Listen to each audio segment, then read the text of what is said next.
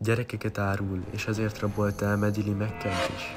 Újabb bizonyítékok a 18 éve eltűnt kislányról. A főgyanúsított Christian Bruckner, egy bizonyított szexuális ragadozó, aki olyan körökhöz kapcsolódott, ahol gyermekekkel kereskedtek. Egy korábbi áldozat maradványait keresték, amikor a kutyák ruhák mellett pendrive-okat ástak elő, tele sötét és emberhez nem méltó tartalmakkal.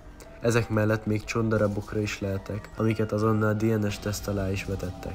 De van egy másik, máig élő elmélet is.